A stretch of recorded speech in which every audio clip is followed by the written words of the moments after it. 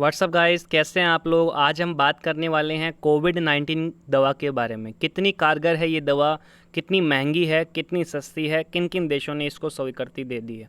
तो ये वीडियो शुरू होने से पहले अगर अभी तक आपने हमारा चैनल सब्सक्राइब नहीं किया है तो सब्सक्राइब वाले लाल बटन पर क्लिक करके जो पड़ोस में घंटी वाला बटन है उसको दबा दीजिए, ताकि जैसे ही हम लाइव आते हैं तो आप तक सबसे पहले नोटिफिकेशन पहुंच के। ये वीडियो प्रतियोगी परीक्षा के लिए उतनी ही महत्वपूर्ण है जितनी आम नागरिक के लिए है, तो इस वीडियो को ज़्यादा से ज़्यादा शेयर कीजिए। अगर ये वीडियो देख रहे हैं तो लाइक करना न भूलें। नमस्कार दोस्तों, मैं हूँ राकेश, आप देख रहे हैं 2-4G स्टडी। अब जो ये कोविड-19 के लिए जो दवाई की खोज हुई है, उस दवाई का नाम और किस कंपनी ने इसे बनाया है, सबसे पहले डिस्कस करते हैं इसके बारे में कि किस कंपनी ने इसे बनाया है। तो बात करें वो कंपनी, तो उस दवाई का नाम हम पहले जान लेते हैं। कोविड-19 से लड़ने के लिए एक दवा तैयार की गई है जिसका नाम फेविफ्लू है। फेविफ्लू जो है वो दवाई का नाम है।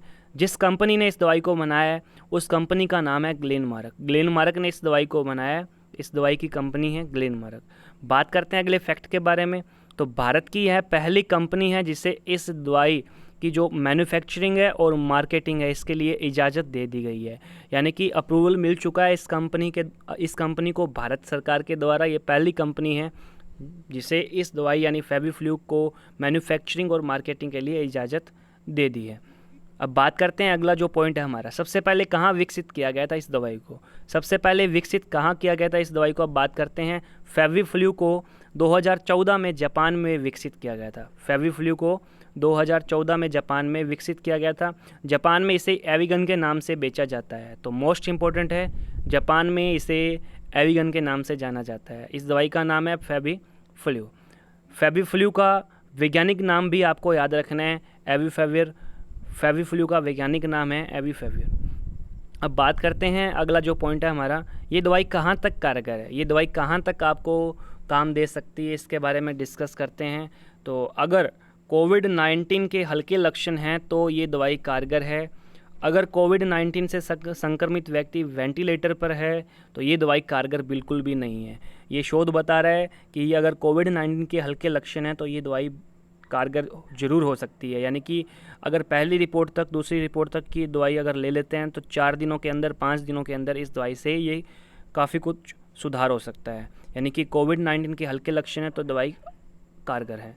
अब बात करते हैं अगले फैक्ट के बारे में। तो अगला फैक्ट है, भारत में दवाई को स्वीकृति कौन देता है। सबसे पहले बात करें मोस्ट इम्पोर्टेंट, दवाई को अप्रूवल कौन प्रदान करता है। तो दवाई को अप्रूवल प्रदान करने के लिए भारत में central drugs standard control organisation है। Central drugs standard control organisation यानी कि CDSCO है। ये दवाई को अप्रूवल प्रदान करता है, कोई भी दवाई है उसको अप्रूवल प्रदान करता है central drugs standard control organisation. यह संगठन स्वास्थ्य सेवा महानिदेशालय यानी कि directorate general of health service तथा स्वास्थ्य तथा परिवार कल्याण मंत्रालय के अधीन कार्य करता है। ये जो आपको बताया मैंने कि ड्रग्स जो central drugs standard control organisation है ये महानिदेशालय और स्वास्थ्य एवं परिवार कल्याण मंत्रालय के अधीन आता है। वर्तमान में भारत के स्वास्थ्य एवं परिवार कल्याण मंत्रालय जो मंत्री है वो डॉक्टर हर्षवर्धन है। तो आपको ये क्वेश्चन भी याद रखना है, भारत के वर्तमान में स्वास्थ्य मंत्री कौन है, डॉक्टर हर्षवर्धन है। यह दवाई कितनी महंगी होगी ये आपको भी बताना होगा कि दवाई कितनी महंगी हो सकती है, सस्ती हो सकती है। अच्छे से इसको ढंग से पढ़ते हैं। दवाई का जो मूल्य है वो 3500 रुपये प्रति पैकेट का है। इस पैकेट के अंदर कुल 34 टैबलेट होगी। 3500 रुपये प्रति पैकेट है, तो एक पैकेट की जो कीमत है वो 3500 रुपये है और प्रत्येक टेबलेट की कीमत पड़ेगी 103 रुपये। तो ये काफ़ी महंगी है, एक टेबलेट की कीमत पड़ेगी 103 रुपये। अगले हफ्ते यानी जुलाई के शुरुआत में ये बाज़ार में उपलब्ध हो जाएगी। ये दवाई आप डॉक्टर की लिखित सलाह पर ही ले सकते हैं, डॉक्टर की लिखित सलाह पर ये दवाई ले सकते हैं और डॉक्टर भी आपकी जांच किए बिना लिखित सलाह आपको नहीं दे सकता है। आपसे पूछे बगैर ये आपको लिखित सलाह, आपकी बिना जांच किए लिखित सलाह आपको नहीं दे सकता है डॉक्टर। अध्ययन में ये पता चला है कि जापान में इस दवाई के जरिए 2000 से अधिक लोगों पे ये अध्ययन किया जा चुका है। लोगों की कुल संख्या का 88% लोगों में 4 दिनों में तेज़ी से सुधार हुआ है। 4 दिनों के अंदर अंदर शुरुआती 4 दिन है उनमें टोटल जितने भी 2000 से अधिक लोग थे उनका 88% है उन पे ये अध्ययन किया गया है और 4 दिनों में उनमें तेज़ी से सुधार हुआ है। यानी कि ये कोविड-19 के जो प्राथमिक लक्षण हैं उनमें काफ़ी कारगर साबित हुई है। इसलिए भारत ने क्या है, इसे स्वीकृति प्रदान की है। अब बात करें अप्रूवल प्रदान करने वाले जो देश है वो कौन कौन से हैं। इस दवा को स्वीकृति प्रदान करने वाले जो देश है वो भारत है, इटली है, चीन है और बांग्लादेश है। प्रमुख देशों में हैं भारत, इटली, चीन और बांग्लादेश। कैसे रोकती है ये दवा?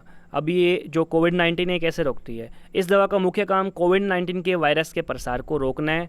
जो कोविड-19 का प्रसार होता है शरीर में उसे रोकना है इस दवा का प्रमुख काम।